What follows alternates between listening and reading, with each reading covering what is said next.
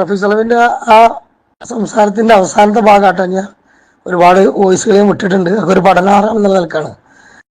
അതിന്റെ അവസാനം പറയാം. ഇനിയിപ്പോ ഈ ജിന്ന് ബാധ ആണ് എന്ന് നമുക്ക് വല്ല അടയാളങ്ങളോ മറ്റോ ഒക്കെ തോന്നുന്നുണ്ട് എന്ന് പറഞ്ഞല്ലോ. സത്യത്തില് ഞാൻ എൻ്റെ ചികിത്സ പരിചയം വെച്ചുകൊണ്ട് സംസാരിക്കുകയാണെങ്കിൽ എനിക്ക് മനസ്സിലാകുന്നത്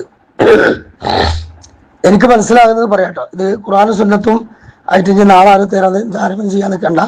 അതിനെന്തെങ്കിലും അബദ്ധം ഉണ്ടെങ്കിൽ നിങ്ങൾ നാളെ എടുത്തിട്ട് ക്ലിപ്പാക്കാൻ നിൽക്കണ്ട. ഞാൻ എൻ്റെ ഒരു പരിചയസമ്പന്നമായ തജ്രീബ പറയണം. അതായത് ഇങ്ങനെ ഓരോ ശാരീരിക മാനസിക ബുദ്ധിമുട്ടുണ്ട് എന്ന് പറഞ്ഞ് ഇവിടെ ആളുകൾ ഫോൺ വിളിക്കുമല്ലോ. അങ്ങനെ ഈ ഫോൺ വിളിക്കുമ്പോൾ തന്നെ ഇവരെ പേഷ്യന്റ്, അതായത് ഇവരെ കുടുംബത്തിലുള്ള പേഷ്യന്റ് ഇത് കേൾക്കും. സാഹിബ് മൊലിയല്ലേ അതെ, അതിന്റെ ഭാര്യക്ക് ഇങ്ങനെ ഭയങ്കരമായിട്ട് ദേഷ്യപ്പെടുന്നുണ്ട്.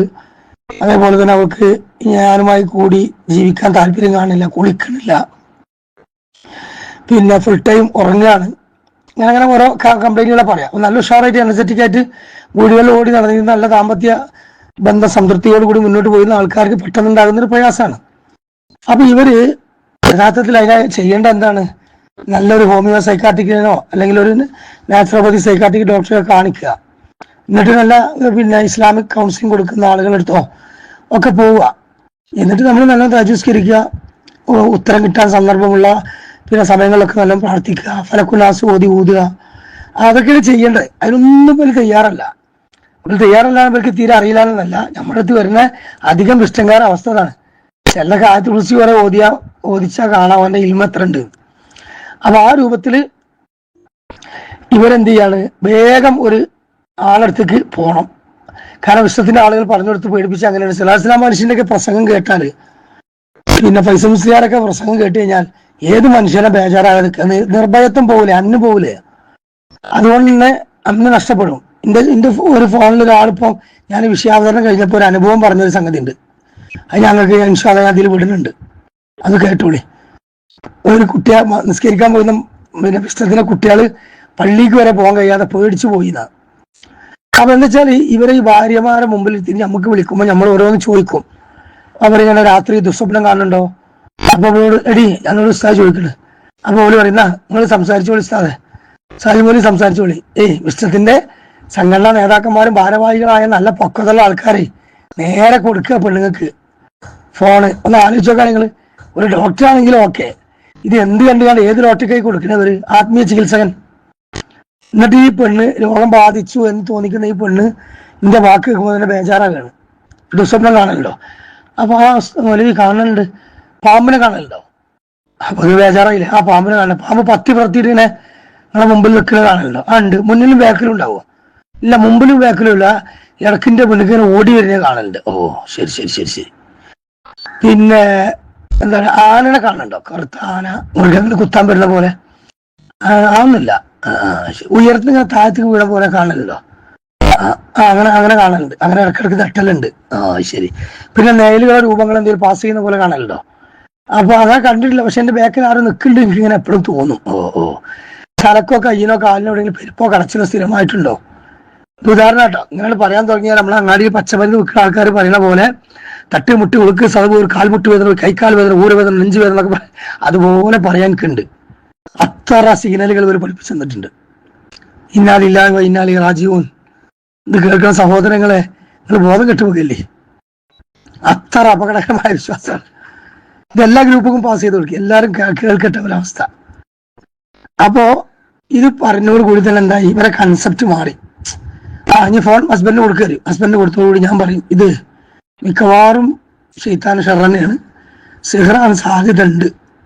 ഇത് കേൾക്കുന്നതോട് കൂടി ഇവരെ മനസ്സിൽ എന്തായി, ഇവരുടെ മനസ്സിൽ തന്നെ ഒരു വല്ലാത്ത നെഗറ്റീവ് ചിന്ത വരികയാണ്. പഠിച്ചോനെ എനിക്ക് എന്തെങ്കിലും ജിന്ന് കയറിയോ, ആരും സിഹർ ചെയ്തോ? ഇങ്ങനെ നല്ല തൗഹീദിൽ നിൽക്കുന്ന ആൾക്കാരെ ഇളക്കുന്ന സംസാരമാണ് ഞങ്ങളെ പോലത്തെ റാക്കിമാര്, പ്രഭാഷകന്മാര്, സംഘടനാ നേതാക്കന്മാര്. ഇത് മൂന്ന് കൂട്ടർ ഇതിൽ എന്താണ്, നഗ്നരാണ്, ഒരുപോലെ കുറ്റക്കാരാണ്. അങ്ങനെ എന്ത് ചെയ്ത് എന്നായിക്കോട്ടെ, ഇൻഷാ അല്ലാഹ് ഞാൻ അടുത്ത 5-ാം തീയതി ഒരു ഡേറ്റ് തരാം, നിങ്ങൾ വന്നോളി. പിന്നെ വരുമ്പം പീരിയഡ്സ് ഇല്ലാത്ത സമയത്ത് വരണം. പിന്നെ പിന്നെ കുപ്പി എന്തെങ്കിലും ഉണ്ടെങ്കിൽ അവിടുത്തെ വീട്ടിലത്തെ വെള്ളം തന്നെ ഒരു 4-5 കുപ്പി എടുത്തോളി, അടുത്ത വെള്ളം തന്നെ എടുത്തോളി എന്ന് പറയും. പിന്നെ കരിഞ്ചീരവും തേനും ഉണ്ടെങ്കിൽ അവിടെ എടുത്തോളി, ജെയ്ത്തും എടുത്തോളി. അങ്ങനെ ഇറ്റങ്ങൾ പാവം പെരയിലത്തെ ജെയ്ത്തും കരിഞ്ചീരവും തേനൊക്കെ അയച്ച് അവിടുന്ന് വണ്ടി വിളിച്ച്, ഏത് മംഗലാപുരത്തു നിന്നും കാസർഗോഡ് നിന്നും തിരുവനന്തപുരത്തു നിന്നും അതേമാതിരി തന്നെ കേരളത്തിന്റെ ഒരു തല മുതൽ അറ്റ തലമുള്ള എല്ലാ സ്ഥലത്തു നിന്നും വണ്ടി വിളിച്ച് വിസ്റ്റം ഫാമിലി അവിടെ നിന്ന് പോരുകയാണ്. ഓല് ബിസ്മില്ലാഹി തവക്കൽതു അല്ലാഹ് എന്ന് പറഞ്ഞ് ഇറങ്ങും. പക്ഷെ ഇറങ്ങുമ്പോഴൊക്കെ ഓലെ മനസ്സിൻ്റെ ഉള്ളിൽ പിശാചിട്ട് കൊടുക്കാൻ തുറപ്പോലെ എന്താ ചികിത്സിക്കാനെ പോകണം കേട്ടോ, എന്തായാലും ചെയ്ത്താനുണ്ടാവും ശരീരത്തിൽ അങ്ങോട്ട് ഈ ചിന്തയായിട്ട് നടക്കുകയാണ്. അങ്ങനെ അവിടെ വന്ന് ഈ ലൊക്കേഷൻ കണ്ട് പള്ളിൻ്റെ അടുക്ക് എത്തുമ്പോൾ അല്ലെങ്കിൽ നമ്മുടെ വീടിൻ്റെ അടുത്തേക്ക് എത്തുമ്പോൾ തന്നെ ഇവരെ കാലിന് മുട്ട് വേർക്കും, നെഞ്ചിടിപ്പുണ്ടാവും. പിന്നെ നമ്മളെ കൗൺസിലിംഗ് ക്ലാസ് കൂടി കഴിഞ്ഞോടുകൂടി ഏകദേശം ഒരു ബേജാറാവും. കൗൺസിലിംഗ് ക്ലാസ് ഒക്കെ ഒരു വിഷയം സംസാരിക്കാണ്ട് 1 മണിക്കൂർ പറയാണ്ട്, അതായത് റാക്കിമാരുടെ കൗൺസിലിംഗ് ക്ലാസ്സുകൾ അതെന്തൊക്കെയാണെന്നുള്ളത്. അതേപോലെ വിശ്വത്തിന്റെ സാധാരണ മറ്റേ നമ്മളെ ഈ കൗൺസിലിംഗ് ക്ലാസ് ഉണ്ടല്ലോ, മൈൻഡ് ക്ലിയർ ആകാൻ വേണ്ടിയില്ല, ആ കൗൺസിലിംഗ് ക്ലാസ് ഒക്കെ ഞാൻ പറഞ്ഞു എല്ലാം നമുക്കറിയാം.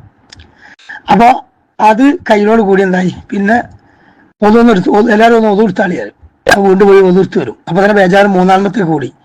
പിന്നെ കണ്ണടച്ചിരുന്നോളി അറിയും, കണ്ണടച്ചിരുന്നാൽ തന്നെ ഇരുട്ടായില്ലേ. പിന്നെ ബോക്സ് വെച്ചിട്ട് നല്ല സൗണ്ടിലാണ് ഓതുകയാണ്. ഓതുന്നതിന്റെ അടിയിൽ കൂടെ വല്ല നെറ്റിന്റെ അവിടെ എന്തെങ്കിലും ഇളകിയേ, തുള്ളിയേ, കയ്യിന് ഇളകിയേ, നെഞ്ചിരിപ്പ് തോന്നിയ, കോട്ടുവായി വരിക, അതേപോലെ കരയാൻ തോന്നിയ, കണ്ണീര് വരെ, ചിരിക്കൊക്കെ ചെയ്താൽ ഷെയ്ത്താനുണ്ട് എന്ന് ഉറപ്പിച്ചു. നമ്മൾ ആദ്യം പറയും.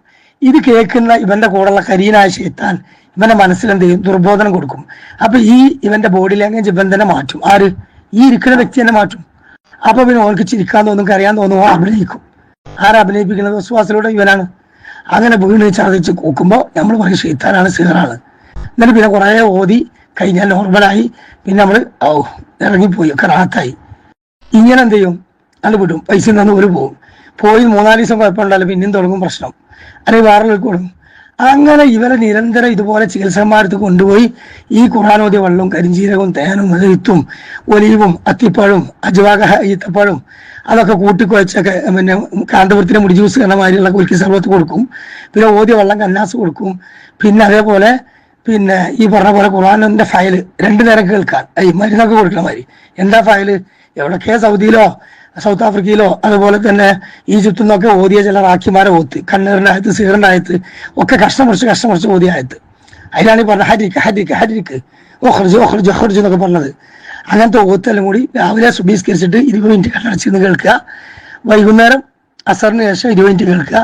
പിന്നെ രാത്രി ഉറങ്ങാൻ നേരത്ത് ഒലീവ് ഓയിൽ പരട്ടിയിട്ട് ഒരു ഫയലും വെക്കുക. ഇങ്ങനെ 1 വീതം 3 നേരം കണ്ടിട്ട് കൊടുക്കലാണ്. നമ്മളൊന്ന് ആലോചിച്ച് നോക്കി, മുജാഹിദ് പ്രസ്ഥാനത്തിനകത്ത് 2012 മുമ്പ് ഇങ്ങനത്തെ ഒരു സംഭവം ഉണ്ടോ? ഞങ്ങളെ പോലത്തെ ആൾക്കാരല്ലേ, ഈ ചികിത്സകന്മാരല്ലേ ഈ രൂപത്തിൽ വിഷ്ടംകാരായ ആളുകൾക്ക് ഇതൊക്കെ ചെയ്തു കൊടുത്ത്. ഇവരൊക്കെ വന്ന് ഞങ്ങളടുത്ത് ചെയ്യുമ്പോൾ തെറ്റാന്ന് പോലെ പറയണ്ടേ? അതിന് പകരം ഞങ്ങൾക്ക് റാക്കി ഗ്രൂപ്പിലും ദൗറകളിലും ഇതിനേക്കാളും വലിയ കള്ളക്കഥ പറഞ്ഞാൽ പിന്നെ ഞങ്ങളിത് വിശ്വസിക്കൂലേ? അതുകൊണ്ട് റഫീഖ് സലഫി നമ്മളെ പ്രവർത്തകന്മാരെ ഇതൊരിക്കൽ തിരിച്ചറിയാൻ കഴിയില്ല. അതുകൊണ്ട് ഇവരെ ആടുന്നതും പുകഴവും ഒക്കെ ഏർവാടിയിൽ മഗ്‌രിബിന് ശേഷം കുറെ ആൾക്കാർ അഭിനയിക്കാൻ വേണ്ടി ചെയ്യുന്ന പോലെ ഇവരെ കൊണ്ട് ഷെയ്ത്താന്മാർ അഭിനയിപ്പിക്കുന്ന നെഗറ്റീവ് എനർജിയാണ്. അല്ലാതെ അതിനുള്ളിൽ ഷെയ്ത്താൻ ഉണ്ടെന്ന് ഒരിക്കലും നമുക്ക് ഉറപ്പിച്ചു വരാൻ പറ്റില്ല. അതുകൊണ്ട് നല്ല ഫലക്കുനാസ് ഓതി അവനവന് പ്രാർത്ഥിക്കുക, തവക്കുൽ ചെയ്യുക, നല്ല ഡോക്ടർമാരെ കാണിക്കുക. അതുകൊണ്ട് ഈ ആരിഫും അതുപോലെ നമ്മളെ വയനാടുള്ള മറ്റേ ആ മടവൂർ ഇങ്ങോട്ട് മാറിയ സാധുവൊക്കെ ഉണ്ടല്ലോ, ഓൻ അതേമാതിരി തന്നെ കുറെ ഈ പറഞ്ഞ ആൾക്കാരെ ഓലൊക്കെ ഇനി എന്ത് ചെയ്യുക, നമ്മൾ ഈ പറഞ്ഞ സിസ്റ്റം ഒന്ന് പരിശോധിച്ച് നോക്കി, എന്നാൽ നിങ്ങൾക്ക് നന്നാകാം. അല്ലാതെ നിങ്ങൾ ഷെയ്ത്താൻ കയറിയാണ് എന്ന് പറഞ്ഞാൽ കണ്ണ് കണ്ടവർക്ക് തെണ്ടി ഇറക്കണ്ട. അള്ളാഹു കാത്ത് രക്ഷിക്കട്ടെ.